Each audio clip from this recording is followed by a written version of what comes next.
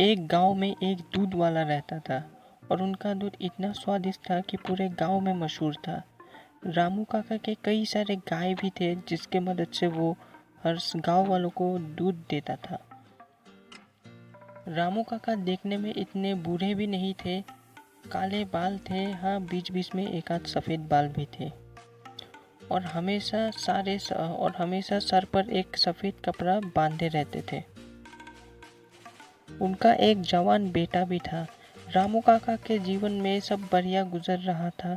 उनका व्यापार में भी काफ़ी बढ़त देखने को मिल रही थी, लेकिन उन्हें अचानक किसी काम के लिए बाहर जाना पड़ा। तो वो अगले दिन सुबह के पहली सूरज निकलने से पहले ही वो शहर की तरफ रवाना हो गए।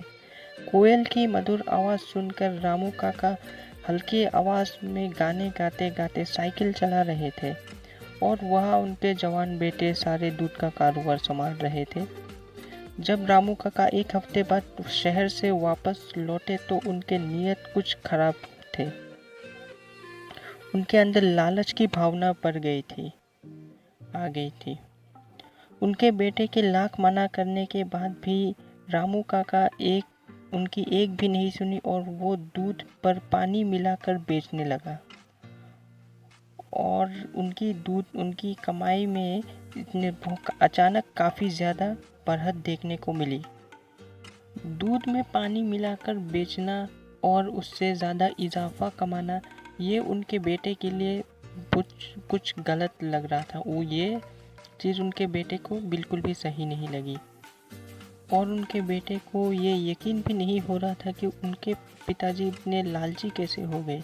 इतने नेक इंसान अचानक इस तरह बदल जाने पर उन्हें शक होने लगा। लोगों को अब रामू काका के दूध पहले जैसा स्वाद नहीं देता था, क्योंकि जाहिर सी बात है कि वो पानी मिलाता था।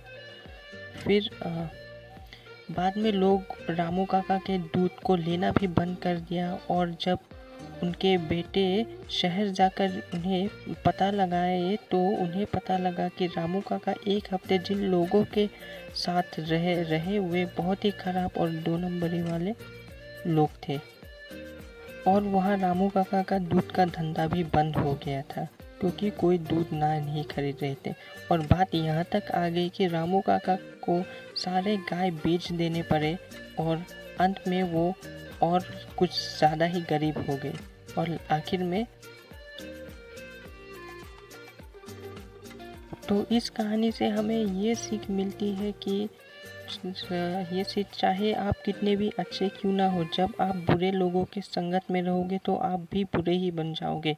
अगर चोर के साथ रहोगे तो खुद ही चोर ही कहलाओगे। और हमें हमेशा अपना चीज़ ईमानदारी से लेना चाहिए और कभी भी और जितना मिला उन्हीं पर संतुष्टि रहना चाहिए। कभी भी लालच नहीं करना चाहिए।